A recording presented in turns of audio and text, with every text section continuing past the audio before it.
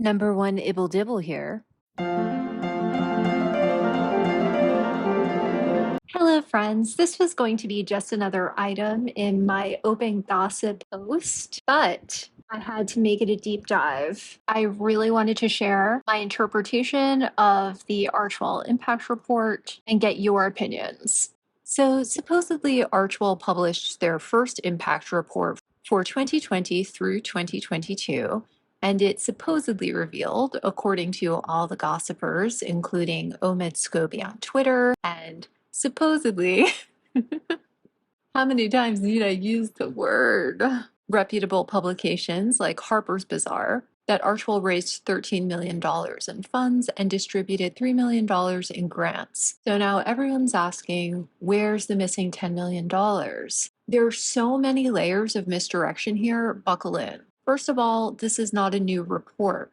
Back when I was reviewing the Archetypes podcast, Meghan said something to Sophie Trudeau about all the tiring, good work she does. And it inspired me to delve into the workings of the Archewell Foundation pretty deeply in an effort to quantify, in dollars, pounds, or euros, exactly how much good work Meghan had been doing. I usually outline these videos in the Notes app and just looked up those notes. This impact report has been linked on the Archewell website since before November 10th, 2022, when I was doing this. So why all the fuss now? I think when it first came out, no one read it, or like me, people dismissed it out of hand because the information density is so low. It reads more like a primer on other charities they've researched than anything else, giving few to no details on exactly how or how much Archewell has helped these various other organizations with their grants. I think the reason we're hearing about it now is because of a dedicated PR push. H&M are trying to exploit all the publicity Harry is getting from Spare to collect donations for Archewell. And I know the sugars are typing right now. You just don't get it. They don't collect donations from the public. If you bothered to visit their website, you'd see they don't even have a donate link. Let me clarify. They do not collect donations from the broader public, at least not at the moment. They do seek donations from wealthy acquaintances in virtue signaling efforts to climb the ladder of high society. And again, I already hear the furious typing. He's a prince, he's a duke, his father is the king of England. There's nowhere for them to climb. Au contraire. Meghan doesn't want to run with the royals. She wants to run with the invisible, extreme inherited wealth of America. She wants to compete with the Gates Foundation for donors. She wants Sergey Brin's ex-wife to call her up to ask her who she should donate to. And this supposition of mine is supported by some evidence. Number one, the deductibility code of Archewell Foundation. They are not registered as a private foundation or a private operating foundation, which most family foundations are, or should be anyway. Instead, they are registered as a public charity. Why? Donations to both private operating foundations and public charities usually have a deductibility limitation of 50% of gross personal income for various types of assets and 60% for cash contributions. Although during the pandemic, this was actually temporarily raised to 100%. The only reason for organizing as a public charity and not a private operating foundation is if you intend to take other people's money, not just spend your own. The second piece of evidence supporting my theory that they are seeking private donations from wealthy individuals under the radar is the directionless nature of their giving. They list 41 partners, which, by the way, could mean anything. That doesn't necessarily mean recipients of cash grants. That could mean recipients of in-kind donations, aka celebrity clout, but not money, which is a whole other issue. As I've said before, H&M are not a gift, they are a gamble. If they are demanding all expenses paid, travel and appearance fees, and accounting for donations in kind, they could actually be costing these charities money instead of making them money. But in the kindest possible universe where at least everybody on this partners list broke even, considering this is a report for 2 years, 2021 and 2022, that breaks down to quote unquote supporting a new charity every 2.5 weeks. Giving a little bit to a new place every 2.5 weeks does not constitute high impact giving. The kind of long-term, reliable dedication that can really change lives or society. Now, maybe they're just getting their feet wet, just meeting people, just familiarizing themselves with the charity landscape, trying to figure out where they feel the best and where they can accomplish the most. Fair enough. Only time will tell how many of these organizations they stick with. But my suspicion, my evil suspicion, is that H&M really only support two causes. One, their war on free speech, which, although they're cheap, they're willing to spend the majority of their contributions on. And two, the cause du jour. They're willing to donate incidental amounts to any popular, highly televised cause for photo ops. They're actually quite transparent about this. Just quoting Omid Scobie's Twitter, in their first year of operation, they raised $13 million and distributed $3 million in grants. I'll deal with these numbers shortly. Across areas including vaccine equity, relief centers, refugee resettlement, and building a better online world.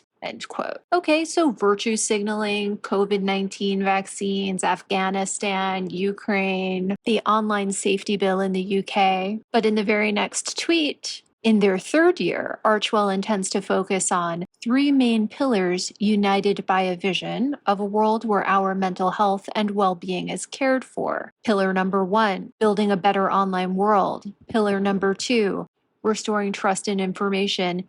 Pillar number 3, uplifting communities. This is an open call for wealthy donors who themselves wish to evade criticism to donate big bucks to H&M's war on free speech, knowing their actions will be publicly masked by small money given to 1,001 fly-by-night charities. This is not about making the online world safer. We already have laws against child porn, revenge porn, and online harassment. This is not about misinformation. Online misinformation intended to destabilize governments, marginalize whole swaths of society, silence opposition, radicalize the young, financially exploit the vulnerable, etc., is already an entrenched element of geopolitics. Nothing H&M or their foundation does will change the fact that government employees in China and Russia are paid salaries to disseminate misinformation in Western languages on Western social media platforms. Not to mention smaller countries with other less impactful campaigns, or countries that are politically neutral but willing to economically benefit, like India. The only impacts a foundation like Archewell could have, and I'm very gingerly saying could, because frankly, I don't think they're capable of it. I don't think they intend to do the right thing, and I don't think they're smart enough to do the right thing if they knew what it was. But the only way a foundation like Archewell could impact the proliferation of misinformation would be within Western countries through lobbying, and those lobbying bucks would need to come from their wealthy donors, the very same people who get their wealth from this misinformation. Facebook, Google, Twitter, Instagram, they make money from misinformation. Assuming they had the right intentions, it would be almost impossible to accomplish what they say they seek to accomplish. So I'll assume they have the wrong intentions. And what they're actually trying to accomplish, just like Harry blatantly stated in his interview with Tom Bradby, is the protection of the rich and powerful from the press. As for uplifting communities, yeah, sure, whatever. Throw them a banana. People always ask what's up with the bananas in my thumbnails, by the way. And it has nothing to do with monkeys and racism, I assure you. It's a reference to two Meghan banana debacles. The first being her passive-aggressively announcing her relationship with Harry by showing two spooning bananas on her Instagram. And then later on, as Duchess, writing inspiring messages like, "You are brave, smile," and Be your best self on bananas that she donated to 125 in Bristol, a charity that helps, quote, Bristol's most marginalized, stigmatized, hidden women locked out of society, facing life controlling issues, who are deeply traumatized from childhood abuse and violence, end quote, to get back on their feet.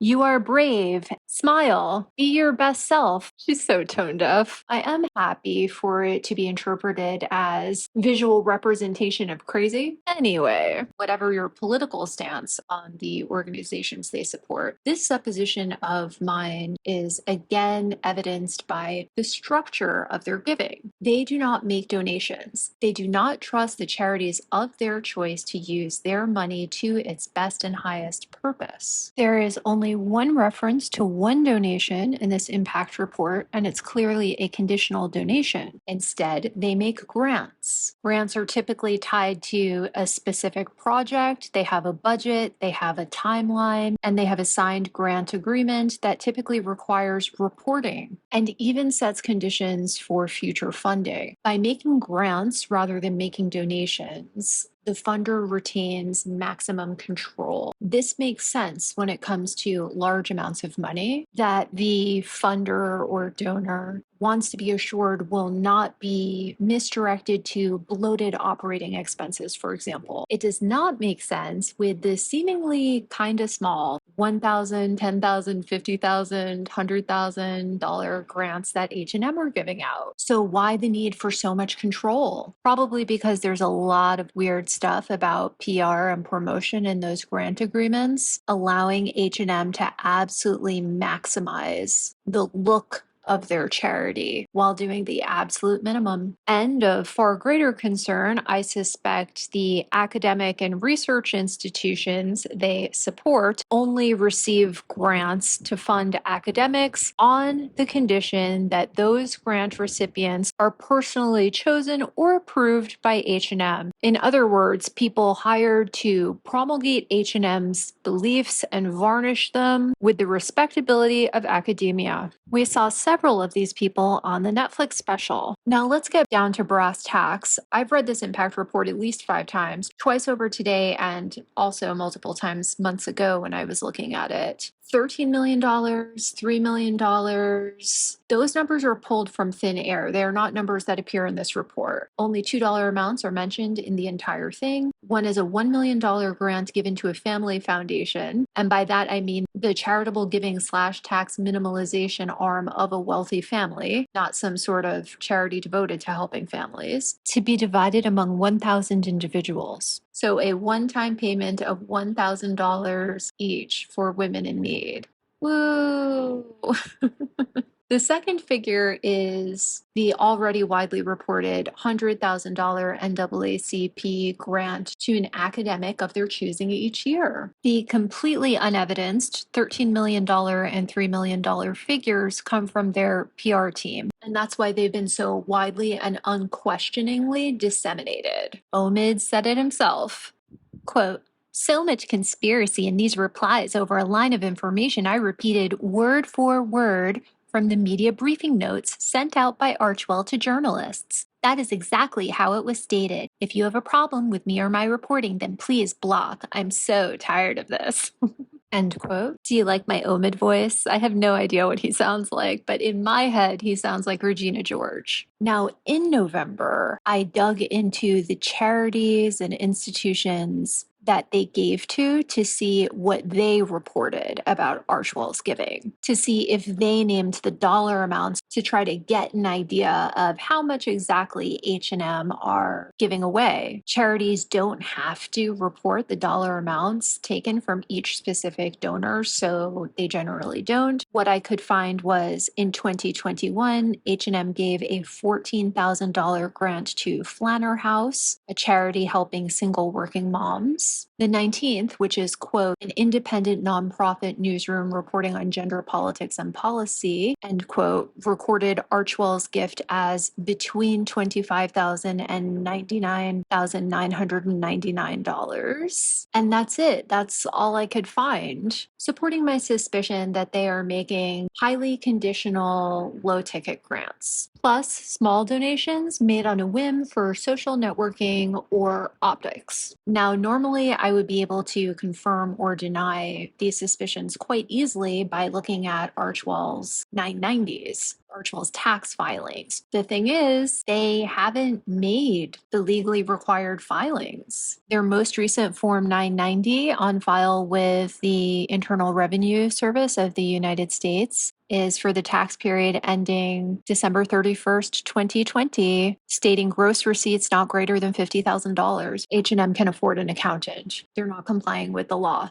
So what is going on? To me, the big issue here is not a supposed $10 million discrepancy. It's normal in the first several years of establishing a charitable foundation to establish a reserve of money that can be conservatively invested and kick off the funds necessary to fund the charities, programs, and overhead for years to come. These investment portfolios are called endowment funds. There are different kinds of endowment funds, but that's the basic idea. And I think it would be completely normal to use that $10 million difference, if it exists, as an endowment. I have so many of what I perceive to be bigger problems with H&M's alleged charitable work. Number one, I fundamentally disagree with their values. Just because it's a nonprofit does not make it a charity. Just because it's a charity does not make it a good cause. I'm a staunch advocate of free speech. 80% of Archewell seems to be devoted to fighting free speech. Number two,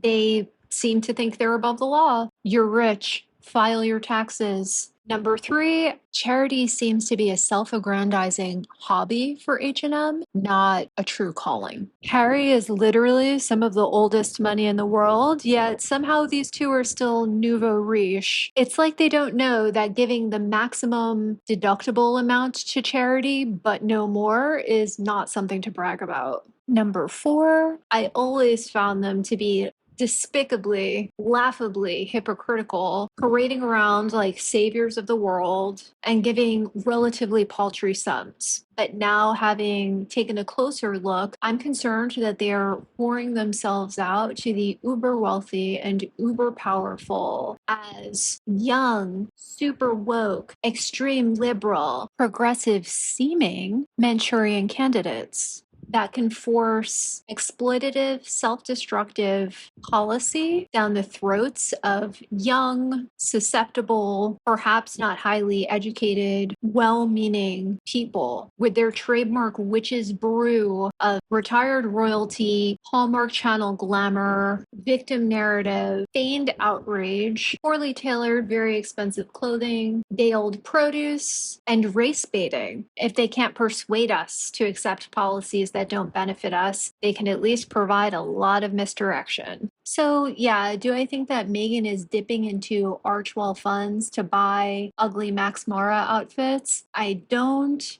But if she was, that would honestly be the least of her problems. So let me know in the comments below, what did you think of this impact report? Do you think they are dumb and well-meaning, dumb and malign, not as dumb as they want us to think they are? Where are they going with this whole foundation? Will they use it as a hammer and a personal piggy bank? Are they smartly structuring it now so it can employ future generations of do-nothing heirs and heiresses a la Rory Kennedy? Let me know in the comments below. You know who I think is a little too dumb, a little too nice, and a little too well-meaning? Featured on the Netflix special as the man who didn't realize the Thomas Markle photos were staged. He's listed as Archewell's principal officer.